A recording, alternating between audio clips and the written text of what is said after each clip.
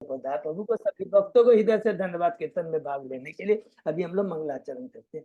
ओम अज्ञान तिमिरांधस्य ज्ञानांजन शलाकया चक्षुरुन्मीलितं येन तस्मै श्री गुरुवे नमः। श्री चैतन्य मनोभीष्टं स्थापितं येन भूतले स्वयं रूप कदा मह्यं ददाति स्वपदान्तिकं। वन्देऽहं श्री गुरु श्री युगपदकमलं श्री गुरु वैष्णवांच च श्री रूपम साग्र जातम सहगण रघुनाथम वितम तम सजीवम स्वाधेतम सावधूतम परिजम सहितम कृष्ण चैतन्य देवम श्री राधा कृष्ण पादान सहगण ललिता श्री विशाखा वितांत च। नम ओम विष्णु पादाय कृष्ण पृष्ठाय भूतले श्रीमते भक्ति वेदांत स्वामिन इति नामिने। नमस्ते सारस्वती देवे गौरवाणी प्रचारिणे निर्विशेषा शून्यवादी पश्चात देश तारिणी। वांछा कल्पतरुभ्यस्य कृपा सिन्धुभ्येव च पतितानां पावनेभ्यो वैष्णवेभ्यो नमो नमः। नमो महावदान्याय कृष्ण प्रेम प्रदायते कृष्णाय कृष्ण चैतन्य नामने गौरत्विषे नमः। हे कृष्ण करुणा सिंधु दीन बंधु जगतपते गोपेश गोपिका कांत राधा कांत नमस्तुते। तप्त कांचन गौरांगी राधे वृंदावनेश्वरी विश्वानुसुते देवी प्रणमामि हरि प्रिये। नीलांचल निवासाय नित्याय परमात्मने बलभद्र सुभद्रायाम जगन्नाथाय ते नमः। जय श्री कृष्ण चैतन्य प्रभु नित्यानंद श्री अद्वैत गदाधर श्रीवासादि गौर भक्त बिंद मुखम करोति वाचालम पंगुलंगे गिरिम यत्किपातमहं वंदे श्री गुरु मदीन तारिणम परमानंद माधवम श्री चैतन्य ईश्वरम। हरे कृष्ण कृष्ण कृष्ण हरे हरे हरे राम राम राम हरे। शिष्य मंगलाचरण की जय, श्रील प्रभुपाद की जय। हरे कृष्णा। आज की इस भागवतम चर्चा में सभी भक्तों का हार्दिक स्वागत है। सभी भक्तों का चरणों में मेरा सादर दंडवत प्रणाम है। राधा माधव राधा गोविंद गुरु आचार्य परम वैष्णव की असीम कृपा से हम सब भक्त लोग सब मिलकर श्रीमद् भागवतम के ऊपर चर्चा कर पा रहे हैं। कल हम लोगों ने कैंटो 6 के छठे अध्याय को हमने समाप्त किया था। आज हम लोग 7वां अध्याय शुरू कर रहे हैं। उसके पहले हमने जो भी इन 6 अध्यायों में पढ़ा है, चर्चा की है, उसको एक संक्षेप में दोहराते हैं। पहले से लेकर पहले दूसरे तीसरे अध्याय में हमने पढ़ा अजामिल की कथा के माध्यम से भगवान के नाम की महिमा, भगवान के भक्त की महिमा और भगवान की महिमा। तो भगवान के नाम की महिमा को किस माध्यम से बताते हैं? जब प्रचित्ति महाराज हमारे स्वयं मनु से पूछते हैं कि नरकों में जाने से जीवों को कैसे बताया जा सकता है। उत्तर में सुखदेव गोस्वामी जी कहते हैं एक ही चीज कि एकमात्र जो विधि है, जो कि वो है हरि नाम की विधि। जो भगवान के नाम गुणराओं के आकृष्ट हो जाता है तो वही प्रायश्चित की सबसे बड़ी विधि है। मतलब सारे पाप करने की प्रवृत्ति सब नष्ट हो जाती है। उदाहरण में वो अजामिल की कथा बहुत हमने डिटेल में सुना कि किस प्रकार वो एक बार अपने कुमार्ग की तरफ अग्रसर हो जाता है, लेकिन भगवान की कृपा से, अहेतु की कृपा से उसने अपने पुत्र का नाम नारायण रखा रहता है। यमदूत जब लेने के लिए आते हैं तो जोर से अपने पुत्र का नाम का उच्चारण करता है और तुरंत वहां पर विष्णु दूत आकर करके यमदूतों ने जो उसको रोक देते, अभी यहाँ पर रोका है, पास नहीं काटा, अभी रोका है, रोक देते हैं। तो यमदूत कहते हैं तुमने हमें क्यों रोका? तब क्योंकि इसने इतने इतने पाप किए हैं। तो उसके बाद में कहता है इसने अपने पाप का कभी प्रायश्चित नहीं किया है और इस पापी जीवन के कारण हम इसे दंड देने के लिए यमराज के समक्ष ले जाएंगे। समाप्त पहला अध्याय। दूसरा अध्याय शीर्षक है विष्णु दूतों द्वारा अजामिल का उद्धार। इसके अंदर में विष्णु दूत कहते हैं कि तुमने इतने शास्त्रों के बारे में बताया, तुमने कहा तुमने यमराज से सुना है, लेकिन फिर भी तुम ये जान लो कि ये अजामिल जो है अभी वो भगवान का भक्त बन गया है। इसने एक बार जो असहाय बिना अपराध के नारायण का नाम लिया है और इससे वो क्या है, शुद्ध हो गया। इतना ही नहीं, और मोक्ष का अधिकारी हो गया, भगवान के धाम जाने का अधिकारी हो गया है। और ये तर्क कर करके उसे अपने अपने बल से उन्होंने, यमदूतों ने जो उसको बांध रखा था, उस पास से छुड़ा लेते हैं। बहुत सुंदर है। और उसके बाद मैंने पढ़ा किस प्रकार अजामिल अपने गलत कार्यों के लिए, पाप कर्म के लिए पश्चाताप करता है, और उसके बाद में हरिद्वार जाकर कर भक्ति करके भगवान के धाम चला जाता है। तीसरा अध्याय बहुत सुंदर है। यहाँ पर यमराज, शीर्षक है यमराज द्वारा अपने दूसरों को आदेश। तो सबसे पहले यमराज यहाँ क्या बताते हैं कि सर्वनियंता भगवान श्री कृष्ण है। मैं, इंद्र, ब्रह्मा, शिव सब उन्हीं के नियंत्रण में है। और किस तरह नियंत्रण में है? जिस तरह एक बैल अपने नाक की रस्सी द्वारा नियंत्रित होता है, उसी प्रकार भगवान की शक्ति के द्वारा ये पूरा ब्रह्मांड, भौतिक जगत आदि सब नियंत्रित होते हैं। और इसके बाद में कहता है भगवान के भक्त की भक्ति, पहले भगवान की भगवत्ता के बारे में बताया और फिर भक्त के बारे में बताया कि ये भगवान का परम भक्त है अजामिल। क्यों भक्त है? क्योंकि वो भगवान के शरणागत में है, भगवान की कौमुदी गदा के द्वारा सुरक्षित है। कृपा करके उस भक्तों के पास मत जाना, तुम लोग उन्हीं के पास जाना जो कृष्ण के अनुगत नहीं है, जिन्होंने कृष्ण का स्मरण नहीं किया है, जिन्होंने कृष्ण के सामने अपना मस्तक नहीं झुकाया है। तो कृष्ण की भक्ति, कृष्ण की भक्ति, कृष्ण की भगवता और भगवान के भक्त की महत्ता कितना सुंदर यहाँ पर ने यमराज ने यहाँ प्रदर्शित किया है, बताया हम बद्ध जीवों को। चौथा अध्याय में पड़ाव, नया पड़ाव लेता है। पूरा पड़ाव का मतलब कि जो हम लोगों ने कैंटो 5 में पढ़ा था कि प्रचेताओं के बारे में, प्रचेताओं ने मरीषा से ब्याह किया था, उनसे पुत्र दक्ष उत्पन्न होता है और वो तुरंत सिंहासन पर न बैठ करके तपस्या के लिए चला जाता है, ये हमने पढ़ा था। तो वही चीज अध्याय 4 में है। शीर्षक प्रजापति दक्ष द्वारा भगवान से की गई हंस गुई प्रार्थना है कि किस प्रकार दक्ष तपस्या के लिए चला जाता है और वो भगवान की बहुत सुंदर तपस्या करता है, जिसको प्रार्थना करता है तो उसका नाम है हंस गुई प्रार्थना है, जिसने उसने स्वयं भगवान की भगवता को स्थापित किया है। भगवान प्रसन्न होते हैं, आते हैं, कहते तुमसे मैं बहुत प्रसन्न हूं और तुम्हें मैं पंचजन की पुत्री अक्षनी प्रदान करता हूं और उससे तुम जनसंख्या की वृद्धि करो।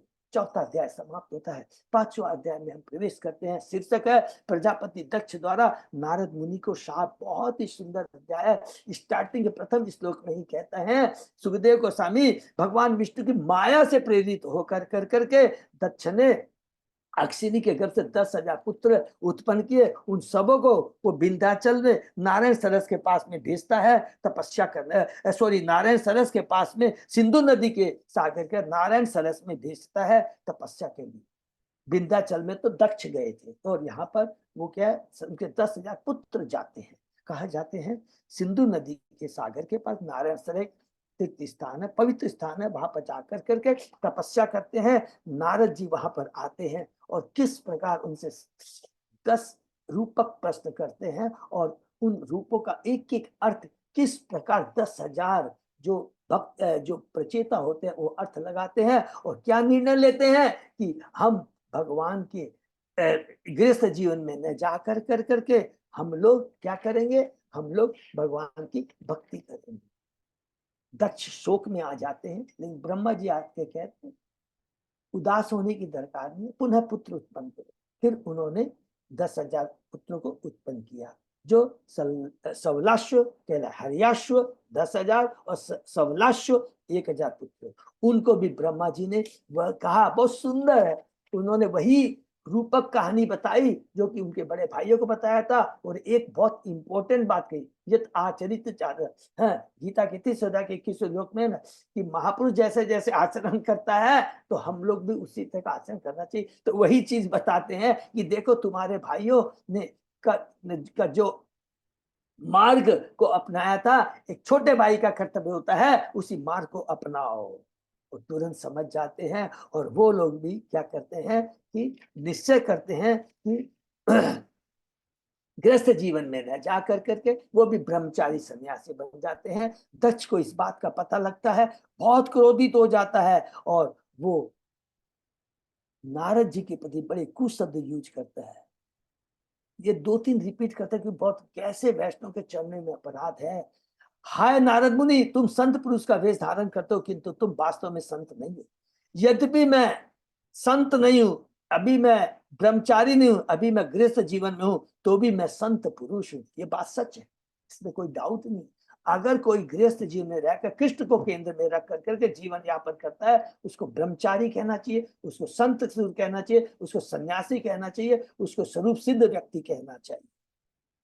उसके बाद कहता है, हे नारद मुनि, तुमने मेरे पुत्रों के सौभाग्य की प्रगति में बाधा दी है। और दूसरी बात यह है कि अभी भी संत पुरुषों, देवताओं तथा अपने पिता के ऋणी है। तो यहाँ पर उत्तर में प्रभुपाद जी तात्पर्य में बताते हैं, जो एक बार भगवान श्री कृष्ण मुक्तिदाता कृष्ण की पूरी शरण में चला जाता है, वह देवताओं, सामान्य जीवों, परिवार, पिता आदि सारे ऋणों से मुक्त हो जाता है। तुमने व्यर्थी अबोध बालकों को सन्यासी प्रवृत्ति उत्पन्न की, इसलिए तुम निर्लज एवं दया से रहित हो। यद्यपि तुम भक्त का वेश धारण करते हो, किंतु तुम उन लोगों के साथ शत्रुता उत्पन्न करते हो जो तुम्हारे शत्रु नहीं। यदि तुम सोच रहे हो कि वैराग्य भावना जागृत कर देने से मनुष्य भौतिक जगत से विरक्त हो जाता है, तो मैं कहूंगा कि पूर्ण ज्ञान के जागृत हुए बिना तुम्हारी तरह केवल वेश बदलने से वैराग उत्पन्न नहीं हो जाता। इसके उत्तर में हमने एकदम एक ही चीज पढ़ी थी कि भगवान कहते हैं, जो भगवान की भक्ति में एक बार आ जाता है, वासुदेव सर्वसम्मिति, अर्थात जो एक बार भगवान की शरण में आ जाता है, भक्ति में आ जाता है, ज्ञान और वैराग्य स्वतः ही उसके अंदर में उत्पन्न होते हो जाते हैं। और इससे बहुत तर्क करता है कि पहले क्या करता है, उसको बहुत इंपॉर्टेंट चीज इसलिए याद कर रहे हैं। उसका कहने का क्या मतलब है, मनुष्य को पहले भोग करना चाहिए। भोग करते करते क्या होता है, उसमें क्या आता है, अरे यार ये भी कर लिया, ये भी कर लिया, जीवन में रस आनंद कैसे आएगा, ये तो शरीर का आनंद है। शरीर भोग मांगता है, मन शांति मांगता है, एक मात्र आत्मा है जो आनंद को मांगती है। आनंद आत्मा को मिलता है, शरीर को आनंद नहीं। शरीर तो भोग मांगता रहता है, अभी खत्म हुआ फिर भोग मांगता रहेगा, मांगता रहेगा। तो दक्ष कहता है कि भोग करते करते करते फ्रस्ट्रेशन आएगा। फ्रस्ट्रेशन आने से क्या होगा, विरक्ति आएगी।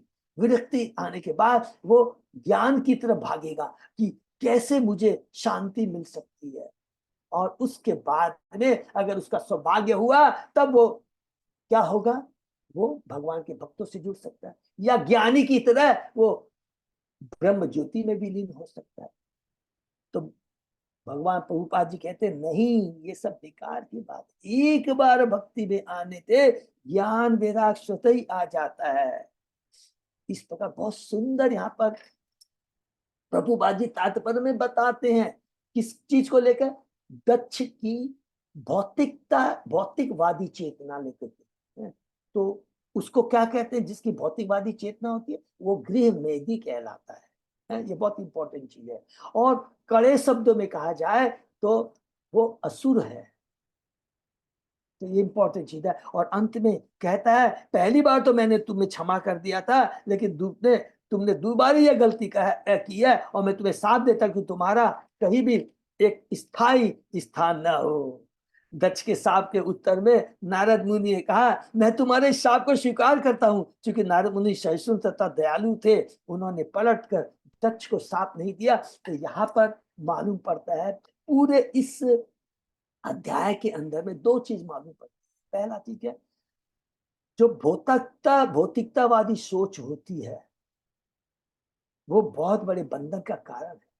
और दूसरा है, नारद मुनि जो भगवान के परम भक्त होते हैं, वो बड़े सहिष्णु होते हैं, दयालु होते हैं।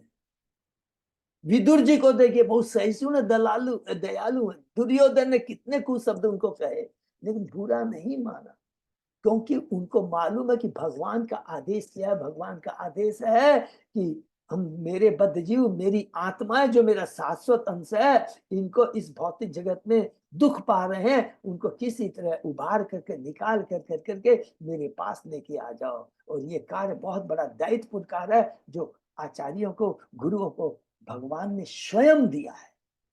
छठे अध्याय में प्रवेश करते हैं, दक्ष की कन्याओं का वंश। यहाँ पर हमने पढ़ा, बहुत संक्षेप में जाएंगे खाली, क्योंकि बहुत लंबा है। 3 महीने भी हम लोगों ने देखा, छोटे छोटे संक्षेप में दोहराएंगे कि जब देखा दक्ष क्रुद्ध है, तो फिर ब्रह्मा जी आते हैं, और ब्रह्मा जी की प्रार्थना पर दक्ष पुनः संतान उत्पन्न करता है। इस बार वो क्या करता है, कन्याएं उत्पन्न करता है। पुत्र न होके कन्याएं उत्पन्न करता है। और यहाँ पर प्रभुपाद जी ने स्पेशली श्लोक में लिखा गया है, माताओं को संन्यास आश्रम ग्रहण करने की शास्त्र में अनुमति नहीं है, उन्हें 100% ब्याह करना चाहिए। प्रभुपाद जी ने कहा है कि जब कन्या होती है तो पहले अपने पिता के संरक्षण में हो जाती रहती है, फिर जब वो बड़ी हो जाती है तो पिता के संरक्षण में होना चाहिए, और शादी के बाद में वो अपने पति के संरक्षण में, और अगर किसी कारण पति निकल जाए कि मृत्यु हो जाए तो वो अपने पुत्र के संरक्षण में होती है। ये बहुत सुंदर, इतनी सुंदर चीज बताएगा। अगर हम लोग इस जीवन में इसको अपना ले, इस संस्कृति को, विश्वास कीजिए भारत हम लोगों का जीवन धन्य हो जाएगा, गृहस्थ धर्म जीर्ण हो जाएगा। सारे जो कुविचार, जो आसुरी प्रवृत्ति वाले लोग हैं, जो उनका गलत फायदा उठाते हैं, वो नष्ट हो जाएंगे यदि हम लोग इस बात को जीवन में उतार लें और फॉलो किया जाए। तो कन्याओं ने 60 कन्याओं को उसने जन्म दिया। पहली 10 कन्याएं धर्मराज को, 17 कन्याएं कश्यप मुनि को, और 27 कन्याएं चंद्रदेव को। ये 3 मैन हम ध्यान में रखेंगे, बाकी 2-2 करके 3 जनों को भूत, अंगिरा और कृशाश्व को दिया। तो धर्मराज जो है उसमें हमने कुछ कुछ खास करके पढ़ा कि धर्मराज की जो पत्नी है लंबा, लंबा के पुत्र हैं, उससे बादल की उत्पत्ति हुई। उसके बाद में हमने पढ़ा कि यमराज की जो दूसरी पत्नी है मरुवंती, खास जो इंपॉर्टेंट उसके बात करते हैं, उससे वासुदेव का जयंत उत्पन्न हुए, जो आगे हम पढ़ेंगे 8वें कैंटो के अंदर में, वो उपेंद्र कहलाते हैं। फिर उसके बाद में यमराज की जो तीसरी पत्नी थी बसु, उससे 12 बसु उत्पन्न हुए, इसके नाम बुक्स में दिए हुए। और उसके बाद में हमने पढ़ा कि ये स्पेशली ये जो बसु है ना, ये बहुत इंपॉर्टेंट है। किसलिए वर्णन कर रहा हूँ कि इसमें से कुछ जो बसु है, जैसे प्राण है, उसे नगरों की उत्पत्ति हुई। दोष नामक जो बसु है, उसे शिशुमार का जन्म हुआ। वास्तु जो पत्नी है, उसे विश्वकर्मा का जन्म हुआ। तो ये जो बासु है ना, अष्ट बासु है, तो ये बहुत इंपॉर्टेंट है। इसमें से किस तरह विश्वकर्मा, सबको मालूम है कि जो पूरा विश्व की रचना करते हैं, रचना का भगवान के आदेश का इसकी हुआ। और उसके बाद में जो विश्वकर्मा है ना, उसकी पत्नी से कौन जन्म हुआ? जो 14 मनु है, उसमें से एक मनु है चाक्षुष मनु, चासु मनु उत्पन्न हुए। और एक बासु है 8 में से, जिससे दिन उत्पन्न हुआ।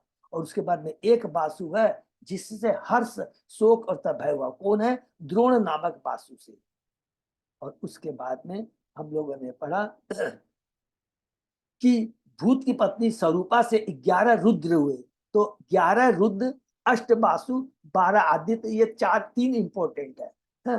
तो यहाँ पर ही हमने पढ़ा 8 बासु और 11 रुद्र के बारे में हम लोगों ने डिटेल में संक्षेप में यहाँ वर्णन है। उसके बाद में हम आते, ये हुआ यमराज की परंपरा से।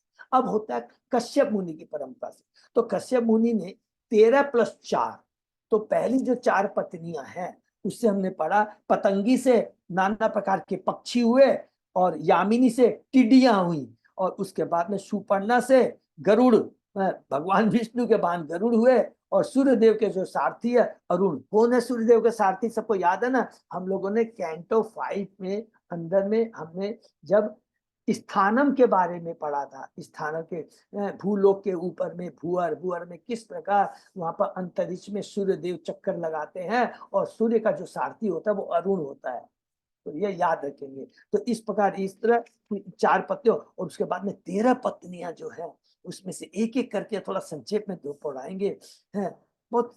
जैसे कि कार्तिक कृष्णदास प्रभु ने हमसे पूछा था, बड़ा है लेकिन हम डाउट नहीं करते, क्या क्या पूछा कि क्या क्या कि कश्यप, देखिए कश्यप मुनि कितने, माने पूरी यदि पूछा जाए तो ये जो 84 लाख योनिया है, ये कश्यप के माध्यम से आई है। सुरभि से भैंस गाय आई, ताम्रा से बाज गीद आए, मुनि से अप्सराएं आए, क्रोधवशा से सर्प रेंगने वाले जीव आए, मच्छर आए, लता से समस्त लताएं जीव आए, सुरसा से राक्षस आए, अरिष्टा से गंधर्व आए, काष्ठा से घोड़े तथा एक खुर वाले पशु आए। वो जो धनु है, ये जो धनु है, धनु है जो उनकी पत्नी है, किसकी? कश्यप मुनि से। उससे हमने पढ़ा कि 61 पुत्र हुए, उसमें से खास करके बताते हैं कि विश्व एक उनका जो पुत्र है, माने धनु में 61 में से एक पुत्र है जिसका नाम है विश्वपर्वा, कि उसकी पुत्री शर्मिष्ठा।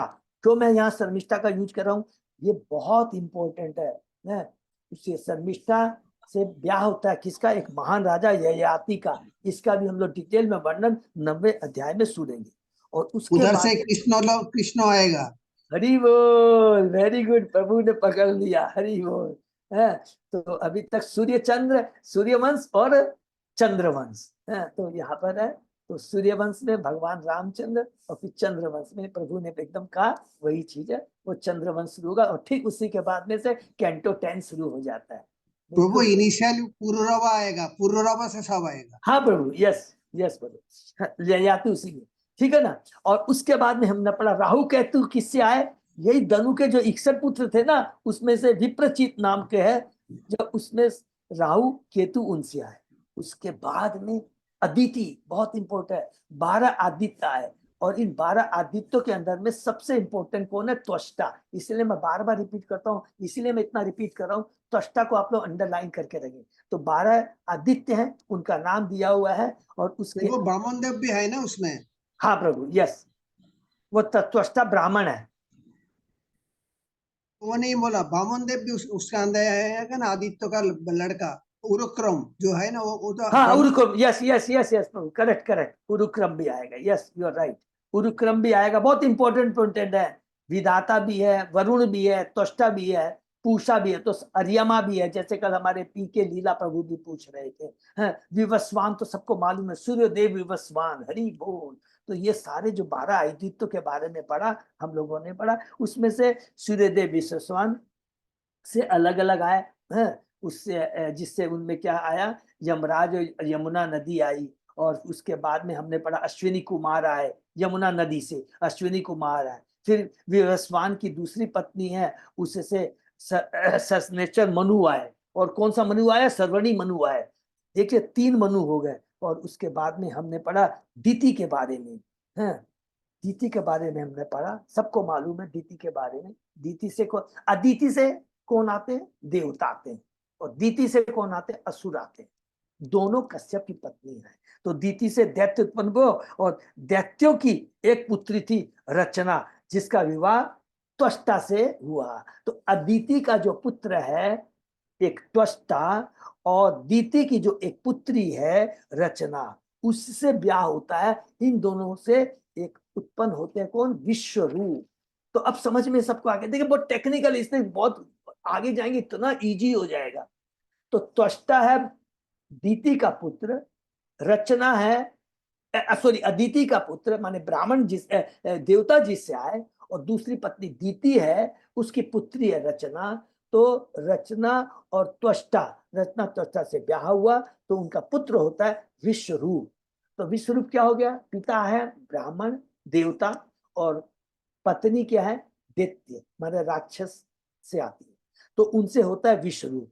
यही विश्वरूप आगे चलकर देवताओं का पुरोहित बना। क्यों बना, जो कि लास्ट श्लोक में हमने पढ़ा, क्यों बना, क्योंकि देवताओं ने बृहस्पति के चरणों में अपराध किया, और इसके कारण बृहस्पति ने देवताओं को त्याग दिया। तब ब्रह्मा जी के पास देवता जाते हैं, फिर ब्रह्मा जी कहते हैं अरे भाई गुरु तो बहुत दरकार है, बिना गुरु के तुम्हारा कल्याण ही है। तब वो विश्व रूप को बोलते हैं। तो विश्व रूप ब्रह्मा जी के आदेश के अनुसार देवताओं का पुरोहित बनने के लिए राजित हो जाता है। यहाँ समाप्त होता है 6वां अध्याय। और इसी त्वष्टा को लेकर करके इसी देवताओं इंद्र के किस प्रकार उन्होंने अपराध किया बृहस्पति के चरणों में, ये पूरा 7वां अध्याय शुरू होने जा रहा है। शीर्षक है इंद्र द्वारा गुरु बृहस्पति का अपमान। तो हम लोग शुरू करते हैं।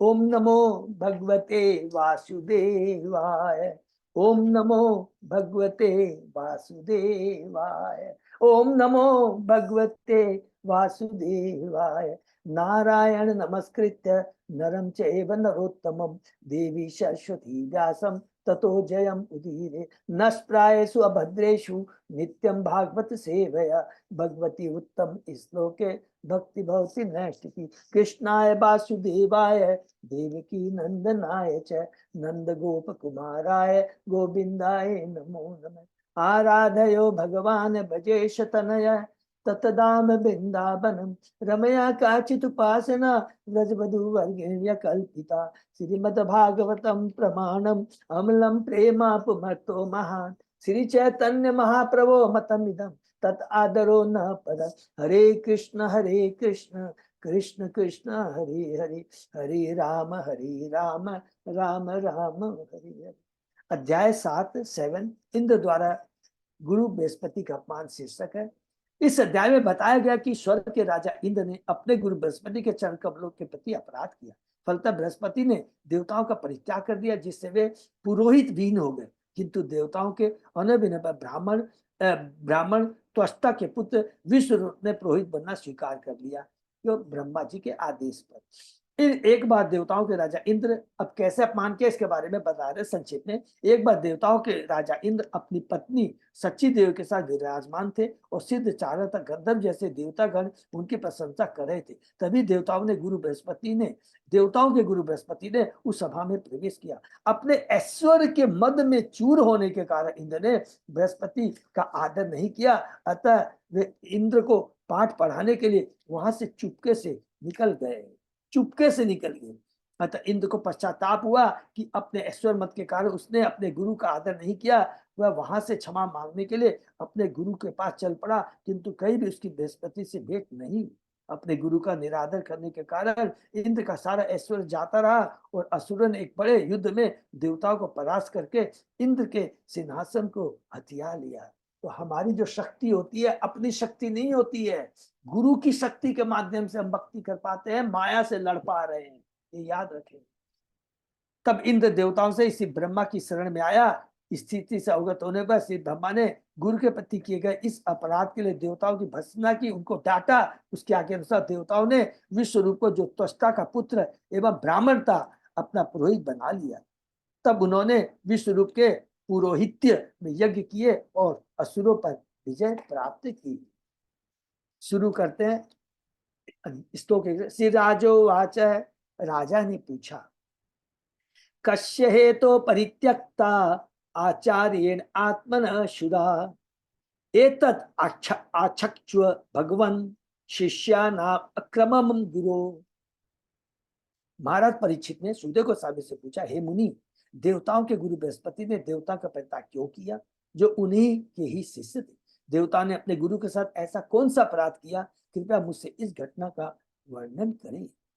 श्री विश्वनाथ चक्रवर्ती ठाकुर की टीका है, सप्तमे गुरुना त्यक्ते देवे दैत्य पराजिते विश्व रूपो गुरुत्वेन वृतो ब्रह्मो उपदेशतः।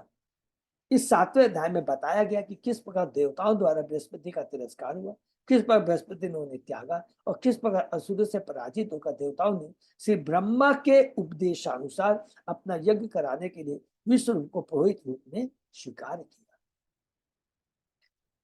श्रीवादरायणे वाचः, सुखदेव गोस्वामी ने उत्तर दिया, इंद्र त्रिभुवन ऐश्वर्य मद उल्लंघित सतपथ मरुद्दबी वसुभि रुद्रे आदित्य रिभुभि नृप विश्वदेवे च साध्ये च नास्यताभ्यां परिश्रितः सिद्ध चारण गंधर्वो मुनिभि ब्रह्मवादिभि विद्याधर अप्सरोभि च किन्नरे पतंग उर्गे निषेव्यान मधवान स्तूयमान च भारत उपज्ञमानो ललितम आस्थान अधयासन आश्रित पांडुरेणात पत्रेण चंद्रमंडल चारुण युक्ता च अन्ये पारमेश्चे चामर व्यंजम आदिभि विराजमान पोलम्या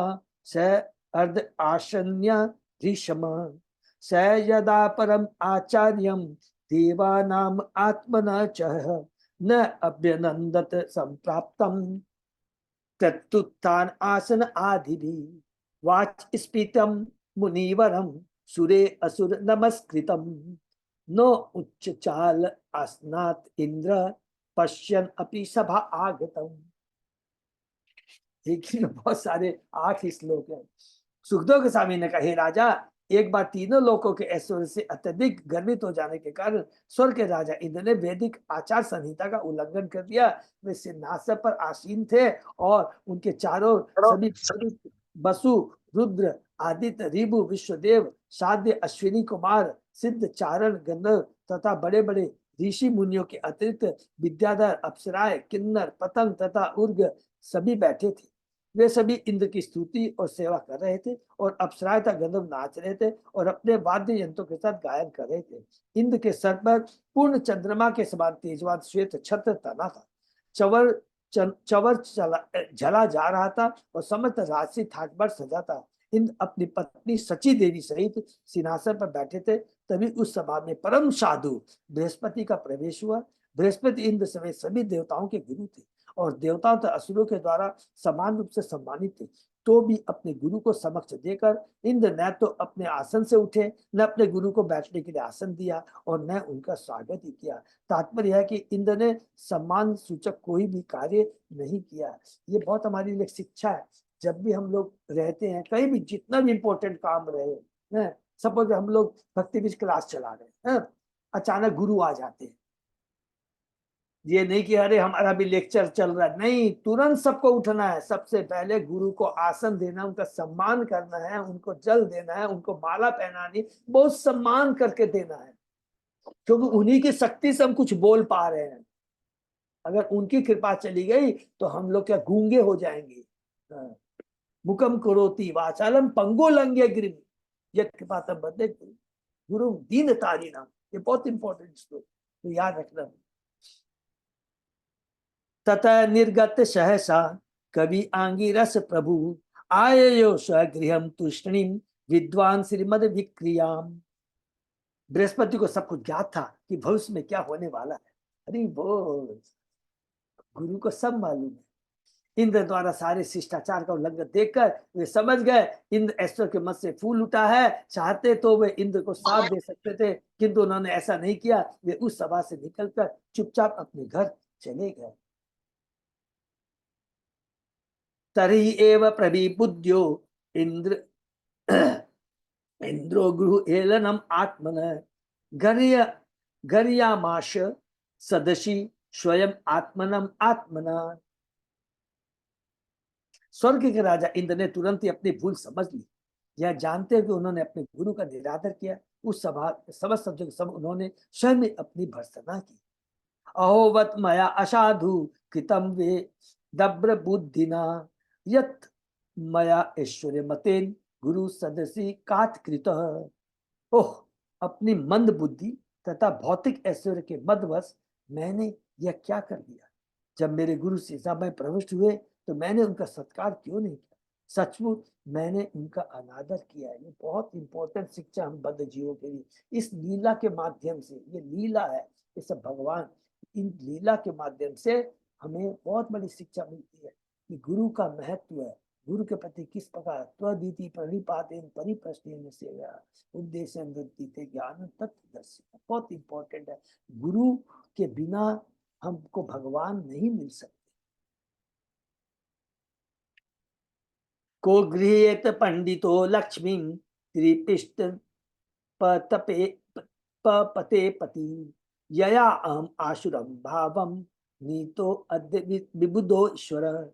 यद्यपि मैं सतोगुणी देवताओं का राजा। देखिए क्या बात बोल रहा है, यद्यपि मैं सतोगुणी देवताओं का राजा, क्योंकि राजा सॉरी देवता जो होते हैं बेसिकली वो सतोगुणी होते हैं, किंतु थोड़े से ऐश्वर्य से गर्वित और अहंकार से दूषित होता था। माया कितनी प्रबल है, इसलिए स्वर्ग में जो जाते हैं इतना ऐश्वर्य होता है, तो उस ऐश्वर्य, उस भौतिक ऐसे बोलेंगे भौतिक ऐश्वर्य, उस भौतिक ऐश्वर्य इतना घातक होता है कि हमारी इंद्रियों को कलुषित बना देता है और हमारा जो जीवन, जो हमारी जो ओरिजिनली हमारी चेतना क्या है, कृष्णमय चेतना है, वसुदेव चेतना, शुद्ध चेतना है, लेकिन ये भौतिक जगत के ऐश्वर्य में आकर करके हम क्या होता है, 3 गुणों के प्रभाव में आकर करके हमारी चेतना कलुषित हो जाती है। तो ये कहता है कि भले ही देखो कि मैं सदगुणी देवता रहा, किंतु थोड़े से ऐश्वर्य से गर्वित और अहंकार से दूषित हो उठा, भला ऐसी दशा में कौन इस ऐश्वर्य को स्वीकार करेगा जिससे उसका पतन हो। इसको अंडरलाइन कर लेंगे कि स्वयं देखो इंद्र कह रहा है वो ऐश्वर्य जो हमें इस मनुष्य योनि से हमें पतन की ओर ले जाए, तो ऐसे ऐश्वर्य का क्या लाभ। और जब तक इस ऐश्वर्य को भगवान की सेवा में नहीं लगाएंगे तो क्या होगा, इसका सदुपयोग नहीं होगा। ये नहीं तो वो हमारे पतन का कारण हो जाएगा। कौन सा पतन, ये नहीं कि हमें मैनेजिंग डायरेक्टर था तो नीचे आ गया, ये सब तो कुछ भी नहीं है। आध्यात्मिक पतन, आध्यात्मिक पतन हो जाएगा। मनुष्य योनि बहुत दुर्लभ है। आत्म साक्षात्कार के लिए गलती करेंगे तो हमारा आध्यात्मिक पतन हो जाएगा। श्री चेतन बाबू ने श्री भगवान से प्रार्थना की थी, न धनम न जन्म न सुंदरी कविता वाचक थी इसका में, हे ईश्वर मुझे न तो धन या ईश्वर की कामना है, मैं चाहता हूँ कि मेरे अनेक अनुयायियों जो मुझे अपना नायक माने, न मुझे अपने आप को प्रसन्न रखने के लिए स्त्री की आवश्यकता है। मम जन्मनि जन्मनि से भवतात भक्त हेतु की तो मुझे मुक्ति भी नहीं चाहिए। मैं तो यही चाहता हूँ कि जन्म जन्म तक आपका आज्ञाकारी दास बना रहूं। आज्ञाकारी दास बनना ये सबसे बड़ी ऊंची पदवी है। ये नोट करें, इससे बड़ी ऊंची पदवी कोई नहीं है कि मैं कृष्ण का दास हूं। इससे बड़ा पद नहीं है।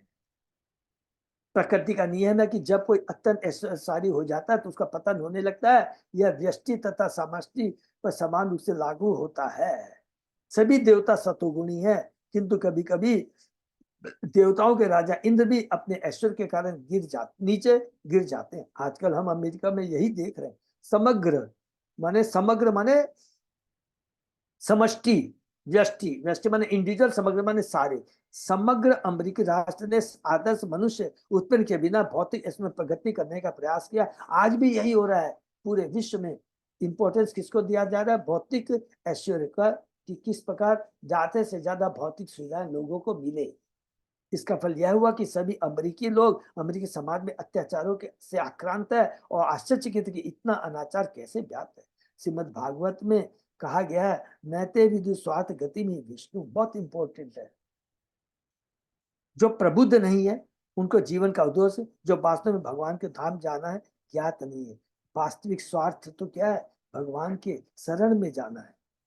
अतः वे व्यक्तिगत तथा सामाजिक दोनों ही प्रकार से तथाकथित भौतिक सुविधाओं को भोगना चाहते हैं और सूरता सुंदरी के आदि हो जाते हैं। ऐसे समाज का व्यक्ति चतुर श्रेणी से भी निम्न होता है। देख लिया कितना, चतुर श्रेणी से भी निम्न होता है। ब्राह्मण क्षत्रिय वैश्य शूद्र से भी वो निम्न होता है।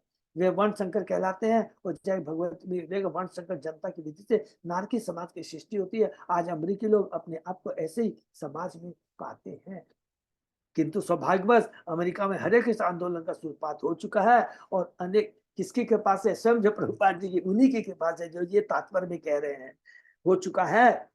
और अनेक भाग्यशाली नवे इस आंदोलन के प्रति सचेष्ट है। इसके द्वारा उच्च चरित्र वाले आदर्श व्यक्ति हो रहे हैं जो मांसाहार, अवैध मैथुन, मद्यपान तक दूर की जा माने 4 एग्रीकल्चर से माने जो जो जो जो फॉलो करना चाहिए उसको मानते हैं, और जो नहीं मानते से दूर रहते हैं। यदि अमेरिका लोग अपने राष्ट्र के अवनत अपराधपूर्ण जीवन पर रोक लगाने के उत्सुक है तो उन्हें चाहिए कि कृष्ण आंदोलन को अंगीकार करें। ऐसे मानव समाज का निर्माण करे जो भगवत गीता में उल्लिख चातुवर्णमया सिस्टम गुण कर्म। उन्हें चाहिए कि समाज को प्रथम द्वितीय तृतीय तथा चतुर्थ श्रेणी के व्यक्तियों में विभाजित कर पहले, इसका मतलब क्या हुआ, पहले सभ्य समाज की स्थापना किया जाए। तो उसके लिए ये वर्ण और आश्रम का विभाजन बहुत जरूरी है। नहीं तो हम लोग क्या कहलाएंगे, पशु, क्योंकि पशुओं में कोई रूल्स रेगुलेशन नहीं होता है। तो वही आज के सो कॉल्ड एडवांस्ड युवा यूथ की हालत, चूंकि उनमें अभी तो चतुर्थ वर्ण से भी निम्न लोग उत्पन्न हो रहे हैं। अतः अपराधी समाज के संगठन कैसे बचाया जा सकता। बहुत काल बीता जब श्री इंद्र को अपने गुरु बृहस्पति का अनादर करने का पश्चाताप हुआ था। इसी प्रकार यह सलाह दी जाती है कि अमेरिकी लोग अपनी भ्रमपूर्ण उन्नत सभ्यता के लिए पश्चाताप करें। उन्हें चाहिए कि भगवान कृष्ण के प्रतिनिधि गुरु से उपदेश ग्रहण करें। यदि वे ऐसा करेंगे तो सुखी होंगे और उनका राष्ट्र आदर्श राष्ट्र बनेगा और सारे विश्व का पथ प्रदर्शक बन सकेगा। तो जो अमेरिका की हम बात करें, पर बात करें, आज वही सोच दुर्भाग्यवश अनफॉर्चुनेटली हमारे भारत में भी बड़ी जोरों के संग फैल रहा है। और एकमात्र कृष्ण भावनामृत का प्रचार आंदोलन इसे रोक सकता है। यह पारमेष्ठ्यम घीषणम अधितिष्ठम न कंचन प्रत्यु तिष्ठेति तिष्ठेदिति ब्रूयु धर्मम तेन परम विदु। यदि कोई यह कहे कि राजा के उच्च सिंहासन आसीन व्यक्ति को दूसरे या ब्राह्मण के सत्कार हेतु उठकर खड़ा नहीं होना चाहिए, तो यही समझना चाहिए कि वह श्रेष्ठ धार्मिक नियमों को नहीं जानता। हरि बोल। जैसे ही दूसरा ब्राह्मण आता है, गुरु आता है, आचार्य, तुरंत हमें खड़ा होकर करके उनका सम्मान करें। प्रभुपाद तात्पर्य बहुत अच्छी बात कहते हैं इस प्रसंग के संबंध में। श्री विश्वनाथ चक्रवर्ती ठाकुर कहते हैं कि जब कोई राजा या राष्ट्रपति अपने सिंहासन पर आसीन हो तो सभा में आने वाले प्रत्येक व्यक्ति का सत्कार करना उसके लिए आवश्यक नहीं, किंतु उसे चाहिए कि अपने श्रेष्ठ जन तथा गुरु ब्राह्मण वैष्णव का आदर करे। उसे कैसा व्यवहार करना चाहिए, इसके अनेक उदाहरण है। ये बहुत इंपॉर्टेंट है। जब भगवान श्री कृष्ण सिंहासन पर आसीन थे द्वारका में, और सौभाग्यवश नारद ने उनकी सभा में प्रवेश किया, तो वे नारद को नमस्कार करने के लिए अपने पार्षदों सहित उठकर खड़े हो गए। हरि बोल। नारद को क्या था कि श्री कृष्ण भगवान है, और कृष्ण भी जानते थे कि नारद उनके भक्त है, किंतु तो भी भगवान श्री कृष्ण ने धार्मिक शिष्टाचार का पालन किया। क्योंकि नारद एक ब्रह्मचारी ब्राह्मण तथा महान भक्त थे, इसलिए राजा के पद पर होते भी श्री कृष्ण ने नारद को सादर नमस्कार किया। और ये बहुत इंपॉर्टेंट चीज है, और नारद जी ने उसे एक्सेप्ट किया। गुरु और भक्त में देखिए कितनी सुंदर अंडरस्टैंडिंग होती है। वो ये आचरण, एक दूसरे में जो आचरण का आदान प्रदान होता है, ये हम बद्ध जीवों को शिक्षा देने के लिए होता है। ये बहुत इंपॉर्टेंट चीज है। वैदिक सभ्यता में ऐसा आचरण देखा जाता है। जिस सभ्यता में लोग यह नहीं जानते कि नारद तथा कृष्ण के प्रतिनिधियों का किस प्रकार सत्कार किया जाए, किस प्रकार समाज का निर्माण हो, और किस प्रकार कृष्ण भाव में अग्रसर हुआ जाए, भले ही वह सभ्यता प्रौद्योगिकी की दृष्टि से कितनी समुन्नत क्यों न हो, कितनी एडवांस क्यों ना हो, कितनी उन्नत क्यों ना हो, वह मानव सभ्यता नहीं है, वो पशु सभ्यता है। मानव सभ्यता तभी प्रगति करती है जब उसके लोग चातुर्य प्रणाली का पालन करते हो। प्रथम श्रेणी के लोगों को सलाहकार के रूप में, द्वितीय श्रेणी के लोगों को प्रशासक के रूप में, तीसरी श्रेणी के लोगों को अनुपादन तथा गोरक्षा के लिए, और चतुर्थ श्रेणी के लोगों को समाज के उपयुक्त 3 उच्च श्रेणियों की आज्ञा का पालन करना चाहिए। जो आदर्श समाज इस प्रणाली को नहीं मानता, उसे पंचम श्रेणी का मानना चाहिए, माने उससे भी निम्न। वैदिक नियमों तथा विधानों से भिन्न समाज मानवता की तनी भी सहायक नहीं हो सकता। जैसा कि श्लोक में कहा, धर्म तेन परम विदु। ऐसा समाज न तो जीवन के उद्देश्य से परिचित है और न श्रेष्ठ धार्मिक नियमों से। अरे बहुत सुंदर यहाँ पर लिखा है। इसीलिए कहते हैं कि सबसे पहले सभ्य समाज, जो वैदिक जो नियम है, सारे समाज को प्रॉपर एक व्यवस्था, इसको कहते हैं सभ्य समाज। सभ्य समाज किसको कहते हैं? जिसमें वर्ण और आश्रम के जो नियम है उसको माना जाता है। उसके बाद जब तक हम सभ्य समाज में नहीं रहेंगे, हम सब में नहीं बनाएंगे, तो भगवान के बारे में सोचना तो बहुत दूर की बात हो गई। क्यों? सभ्य समाज बनने से क्या होता है, हमारे जो हम सतोगुण में आते हैं, सतोगुण की लेवल पे आते हैं, और जब सतोगुण में आते हैं तब हमें भगवान के बारे में सोचने की इच्छा जागृत होती है, चेतना जागृत होती है। नहीं तो पशु की तरह रहेंगे, खाओ पियो मौज उड़ाओ, कोई नियम नहीं है। तो वो आप कंपेयर कर सकते हैं कि जो कि बहुत सिंपल चीज है, लेकिन बार बार याद करना है। पशु भी बच्चे पैदा करता है, मनुष्य भी करता है। पशु भी खाता है, मनुष्य भी खाता है। वो भी अपनी रक्षा करता है, वो भी रक्षा। तो अंतर क्या हुआ दोनों में, ये जानना बहुत जरूरी है। स्वयं से मैं प्रश्न करना है, स्वयं उत्तर हमको मिल जाएगा। यही चीज बता रहे हैं कि सभ्य समाज मनुष्य तभी कहलाएंगे जब चारों वर्णाश्रम का हम पालन करते हैं। तेषां कुपत द्रष्टूनां तमसी ही पतताम तमसी ही अद ये श्रद्धयु वच तेवे मजंती अश्वपल्लवा इव। जो नेता अज्ञानी है और लोगों को विनाश के कुमार्ग में ले जाते हैं, जैसा कि पिछले में कहा गया, वे वास्तव में पत्थर की नाव पर सवार हरी बोल और उनके पीछे अंधे होकर चलने वाले भी वैसे ही हैं। पत्थर की नाव पानी में नहीं तैर सकती, वह तो यात्रियों समेत पानी में डूब जाएगी। उसी में जो लोग मनुष्य को कुमार्ग पर ले जाते हैं वह अपने अन्यायों समेत नरक को जाते हैं। वैदिक ग्रंथ में बहुत इंपॉर्टेंट श्लोक है, कैंटो 11 में हम लोग पढ़ेंगे। मोस्टली ये नव योगेंद्र के जो निम्मी को जो शिक्षा उसके बाद में 24 गुरु के बारे में है, तो उसमें हम लोग पढ़ेंगे, बहुत सुंदर 24 गुरुओं के बारे में है। निधेय माध्यम सुलभम सुदुर्लभम पल्लवम सुकल्पम गुरु कर्ण धारण। हम सभी बद्धजीव अज्ञान के सागर में गिरे हैं, किंतु सौभाग्यवश हमारा मनुष्य शरीर सागर को पार करने का सुअवसर प्रदान करता है। वो हमारा ये मनुष्य शरीर सुंदर नौका है, क्योंकि यह एक सुंदर नाव के समान है। जब गुरु रूपी कप्तान, और गुरु क्या है, कप्तान का काम करता है इस नौका का, गुरु रूपी कप्तान इस नाव का निर्देशन करता है, डायरेक्शन देता है, तो यह सरलतापूर्वक सागर को पार कर लेती है। यही नहीं, वैदिक उपदेश रूपी अनुकूल हवाओं के द्वारा नाव को पार करने में सहायता करती है। तो वैदिक उपदेश हंस रूपी शास्त्र वो किसकी तरह है, हवाओं, फेवरेबल विंड की तरफ है, फेवरेबल विंड की तरह है, जो नाव को पार करने में सहायता देती है। यदि कोई इस अज्ञान सागर को पार करने की समस्त सुविधाओं का लाभ नहीं उठाता तो आत्मघाती है। तो सोचिए क्या बोलता है, थोड़ा सा रिपीट करते हैं। मनुष्य योनि बहुत दुर्लभ है, हमें मिल गई है। प्रभुपाद जी के पास से हमें गुरु मिल गए, प्रभुपाद जी के पास से हमें शास्त्र मिल गए, मानव शरीर, गुरु, शास्त्र मिल गया।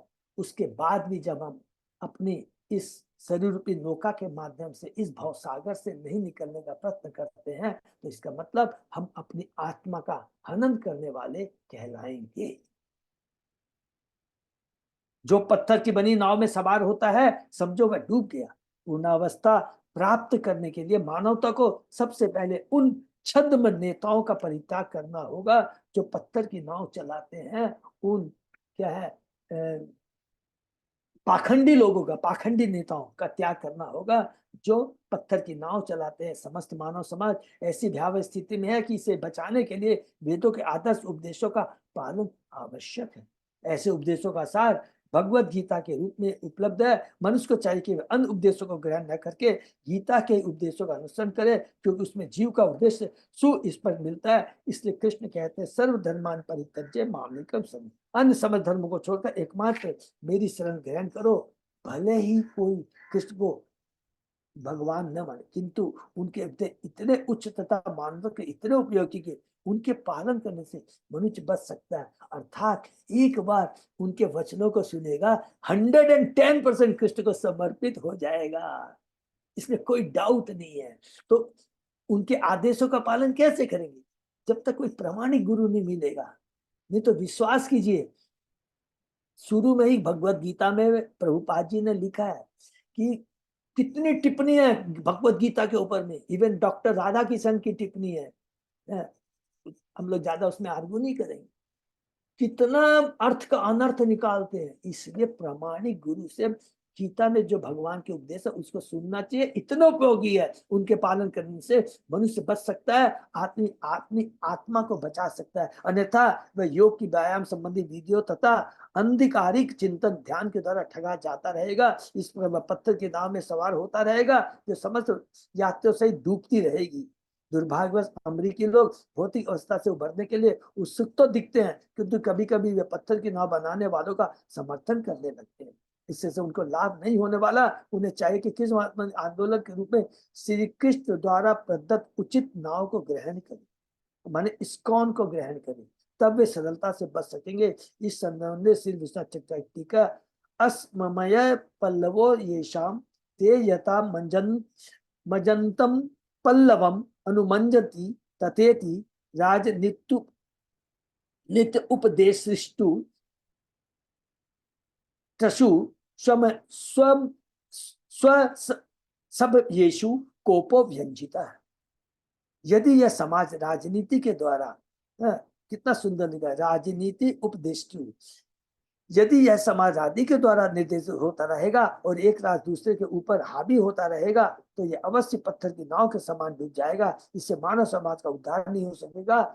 जीवन का उद्देश्य समझने, ईश्वर को जानने तथा मानव समाज को पूरा करने के लिए मनुष्य को कृष्ण भावनात्मक की शरण ग्रहण करनी चाहिए। अतः अहम अमराचार्यम अगाध घृषणन द्विजम प्रसाद यिष्ये निष्ठः शीर्षना तत्चरणम स्पृशन सपृशन। राजा इंद्र ने कहा, अतः अब मैं अत्यंत निष्कपट भाव से देवताओं के गुरु बृहस्पति के चरणारविंद में अपना शीश झुकाऊंगा। सात्विक होने के कारण वे समझ ज्ञान से पूर्ण अवगत है और ब्राह्मणों में श्रेष्ठ है। अब मैं उनके चरणारविंद का स्पर्श करके उन्हें प्रसन्न करने के उद्देश्य से नमस्कार करूंगा। तात्पर्य, चेत होने पर राजा इंद्र की समझ में आया कि वह अपने गुरु बृहस्पति का निष्ठावान शिष्य नहीं है, अतः उसने निश्चय किया कि अब वह निश्चत अर्थात निष्कपट बनेगा। निश्चत शेषना तचरणम स्पृशन सपृशन।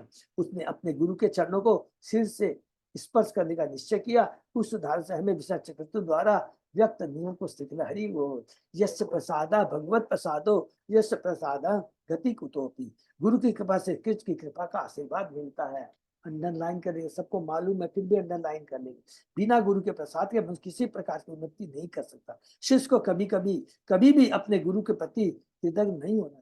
श्रीमद् भागवत में गुरु को आचार्य कहा गया। आचार्य माँ बीजानियात। श्री भगवान का कहता है कि मनुष्य को चाहिए कि गुरु को ही साक्षात भगवान मानकर उनका आदर करे। न अवमान्यत कदाचित, कभी भी आचार्य का अनादर न करे। न मर्त बुद्धिया श्रूयते, आचार्य को कभी सामान्य जन नहीं समझना चाहिए। बहुत इंपॉर्टेंट श्लोक है।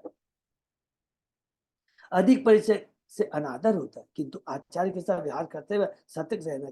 अगाध धृष्णान द्विजम, आचार्य पूर्ण ब्राह्मण होता है। वह अपने शिष्य के कर्मों के निर्देशन की अपार बुद्धि रखता है। हरि बोल। इसलिए श्री भगवदगीता कहते हैं, तो नीति परिपालन परिप्रप्रेण सेवया उपदेशयन्ति ते ज्ञानम ज्ञानी तत्त्वदर्शी। बहुत इंपॉर्टेंट श्लोक है। गुरु के निकट जाकर सत्य को जानने का प्रयत्न करो, लेकिन सत्य को जानने के प्रयत्न करने के पहले क्या करना है? उनसे विनीत होकर प्रश्न करो, और विनीत प्रश्न करने के पहले क्या? उनकी सेवा करो।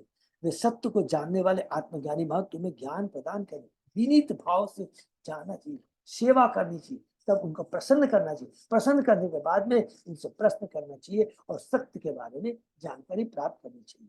मनुष्य को गुरु के शरण में जाना चाहिए और सेवा द्वारा सेविया अधिक आत्मज्ञान प्राप्त करना चाहिए। वो जी यहीं विराम दे क्या? ओ हाँ ठीक है, बोलो, यहीं पे विराम देते। Thank you so much.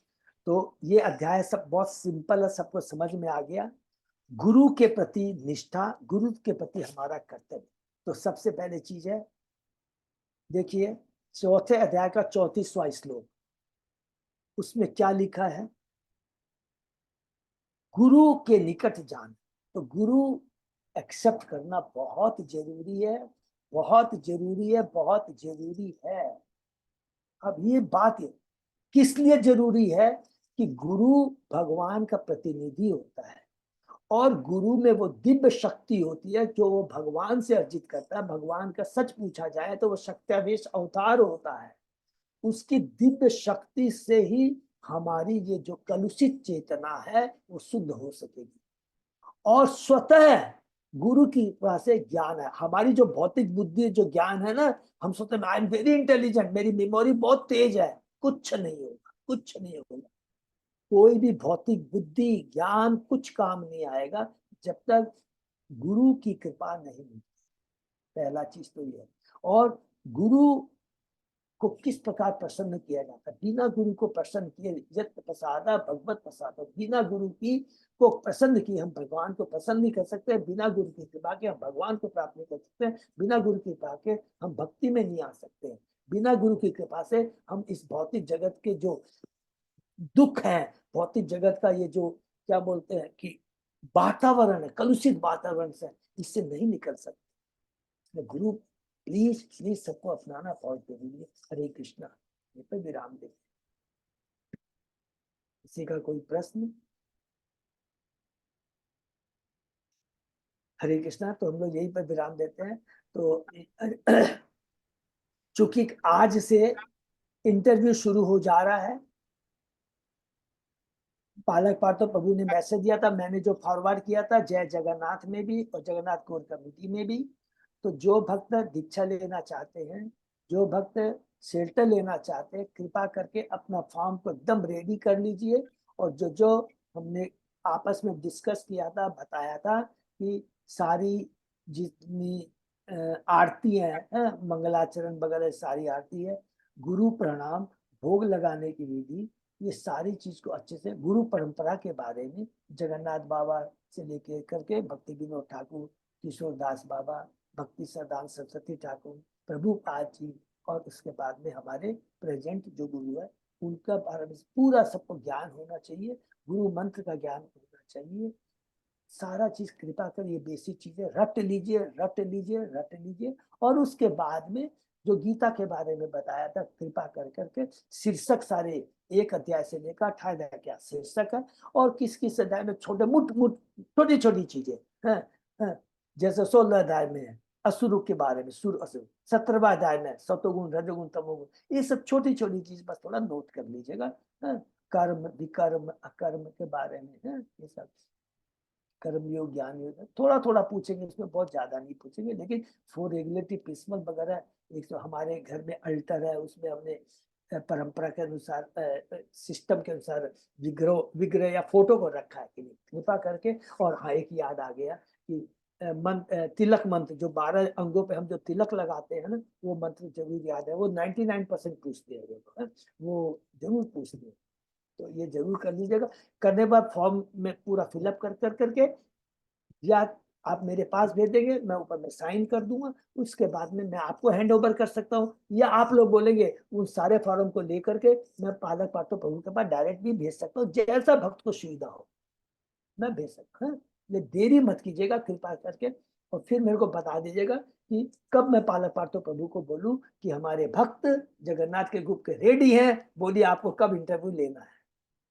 ये कॉन्फिडेंस हमको हो, ठीक है ना। तो बता देंगे, आज से इंटरव्यू शुरू हो गया। तो हरे कृष्णा जी, सादर प्रणाम। सादा प्रणाम माता जी। बोल रहे थे प्रभु जी 4 बजे से 6 बजे तक होगा क्या एग्जाम? क्या बोले माता जी, सुना नहीं। बोले कि आप मैसेज डाले हैं ना 4 से 6 का, हाँ तो आज आज एग्जाम होगी? नहीं नहीं, आप फिर से सुने नहीं मेरी बात को। आज से इंटरव्यू शुरू हो रहा है और इंटरव्यू 4 से 6 होगा, तो 1 महीना चलेगा इंटरव्यू। वाह, इतना लंबा चलेगा तो? अरे नहीं, आप अलग अलग लोगों का इंटरव्यू होगा माता जी, 4 से आपको 6 जिस दिन जैसे सुविधा है, मतलब 1 महीना टाइम है आपको, जिस दिन सुविधा आप बता दीजिए कि मैं उस रेडी दिन हूँ, तैयार इंटरव्यू। हूँ, तो मुझे सपोज कीजिए टाइम करवा आज, सपोज कीजिए आज बलदेव के ग्रुप के एक ग्रुप चला गया, कल दूसरा ग्रुप चला जाएगा, तीसरा दिन ग्रुप चला जाएगा। तो हम लोग आपस में डिसाइड कर लेंगे, अजय पुदार प्रभु को बता देंगे कि हम लोग कब सब लोग रेडी हैं प्लीज। तो अजय प्रभु मेरे को बता देंगे, तो फिर मैं पालक पार्थो प्रभु से बात करके उस दिन हमारे जगन्नाथ ग्रुप के भक्तों का इंटरव्यू हो जाएगा। क्लियर हो गया ना माता जी, सुनीता माता जी? हाँ प्रभु जी, क्लियर। प्रभु जी, हरि बोल। प्रभु जी आप कोई भी एक डेट दे दीजिए, उस दिन सब रेडी रहेंगे। ये लोग से डेट किससे अलग अलग मांगेंगे, एक डेट आप दे दीजिए, उसमें सब रेडी होकर के रह जाएंगे। तो अभी बात कर लेते हैं, बताइए कब का लूं मैं? अजय पदार्थ प्रभु आप बता दीजिए। 2 जून के बाद प्रभु जी कभी भी कर लीजिए, क्योंकि निशा बाहर जा रही है तो 28 को आएगी। ओके, तो ठीक है, जून ठीक है। 2 तो जून 2 के, जून को संडे है, तो मैं 3 जून का ले लेता हूँ। 3 उसके या बाद 4 ले लेता हूँ। 4-5 जून को किसी भी दिन ले लीजिए। हाँ ले लेंगे। और अच्छा हुआ प्रभु ने जैसे जून वर्ड बोला, और हमारा महामिलन का भी हम लोग जैसे भक्त लोग बोल रहे थे, हम लोग बहुत दिन हो गए महामिलन में, तो मैंने कल आनंद मोहन प्रभु से प्रार्थना किया। वो भी बहुत ट्रेवलिंग कर रहे हैं, और क्योंकि रथ यात्रा के लिए बहुत कलेक्शन करना है, बहुत विचार। फिर भी मैंने कहा प्रभु लेकिन तो 16 जून को हम लोग महामिलन, 9 जून की 16 जून को महामिलन करने का प्रोग्राम है। इसके लिए मैं रमेश नांगलिया प्रभु से पूछ लूंगा कि उनका बैंकेट हॉल खाली है कि नहीं, बट 99% 16 जून को हम लोग महामिलन करेंगे, ठीक है ना। तो ये बहुत जरूरी है। और एक चीज और बोलना था, बहुत चीज क्लियर रहेगी, तो कि हमारे अजय पोदार 1 मिनट लूंगा प्लीज, बहुत जरूरी है इसमें। कि पूरे थ्रू आउट ईयर जितने भी फेस्टिवल होते हैं अलग अलग ग्रुप को रेस्पॉन्सिबिलिटी। तो हमारे जगन्नाथ को किस किस की रेस्पॉन्सिबिलिटी मिली थी? अक्षय तृतीया, गौर पूर्णिमा और पहला वाला कौन था? पुष्प अभिषेक। तीन का हमको मिला था और कृष्ण की कृपा से बहुत हमारे जैसे विशेष करके BF68 सब भक्तों की कृपा से बहुत मोटा मोटी हम लोग कंप्लीट कर पाए। और उसी जो केवल रथ यात्रा एक ऐसा फेस्टिवल है जिसमें अलग अलग ग्रुप, उसमें पूरे चाहे वो न्यू टाउन हो, चाहे मोती झील हो, चाहे आपका जन्म स्थान हो, चाहे उल्टा डांगा हो, चाहे राधा गोविंद टेम्पल, सब लोग को मिल कर करके इस रथ यात्रा को संपन्न करना पड़ता क्योंकि इसमें करोड़ों का खर्चा है। तो इसलिए हम लोग तीनों तो अच्छा, उसके बाद हमारा कोई भी नहीं है, उसके बाद में चाहे जिसकी इच्छा हो करो नहीं करो। तो इसलिए रथ यात्रा के लिए भी पिछले बार भी जगन्नाथ ग्रुप के लोगों ने बहुत अच्छे से सेवा की थी। तो कृपा करके के इस बार भी जगन्नाथ ग्रुप में तन मन और धन तीनों, क्योंकि इसमें बहुत तीनों की आवश्यकता पड़ती है। मन तन की कैसे है? पूरे वर्ल्ड से महाराज लोग आते हैं तो उनके प्रसाद की सेवा कभी लगती है, कभी उनको गाड़ी की दरकार होती है। इसलिए मैंने जगन्नाथ ग्रुप से कह दिया कि 3 गाड़ियां तो हम लोग दे पाएंगे। ऐसा नहीं कि रोज देना है, कभी कभी जब भी दरकार हो। तो मैंने 3 गाड़ियों का नंबर दे दिया है। एक हमें श्री संगीता राधा देवी माता जी का, एक हमने ज्योति माता जी का, और एक मैंने इधर से अपनी तरफ से दिया है। और ये हो गया तन मन से, पूरा मन से एकदम लगना है पूरा कि हमारा भक्ति बीज का पंडाल है, लोगों को ज्यादा से ज्यादा प्रचार में लाना है। और धन का जैसे बताई दिया, स्वयं आनंद मोहन प्रभु जी, मैंने देखा है कि वो बेचारे इतने बड़े बड़े जो है बड़े बड़े उद्योगपति है, not from only India, from Calcutta, पूरा इंडिया घूम रहे हैं। उनसे रिक्वेस्ट करते हैं, कभी इमामी के पास में, कभी बिरला जी के पास में, कभी अंबानी के पास में जा जा करके ले रहे हैं। तो ये इसमें हमको हेल्प करना है। तो उतने बिजी होते हुए भी उन्होंने 16 तारीख को प्रॉमिस किया है कि ठीक है मैं समय दूंगा। तो सब लोग को प्लीज तैयार रहना, ठीक है। और मैं खाली बैंकेट कंफर्म करके आपको कल ही बता दूंगा। हरे कृष्ण। हरे कृष्णा। हरे बोल। बहुत बहुत धन्यवाद। बहुत बहुत धन्यवाद। तो आज का सेशन ये विराम करते हैं। हरे हरे कृष्ण। धन्यवाद।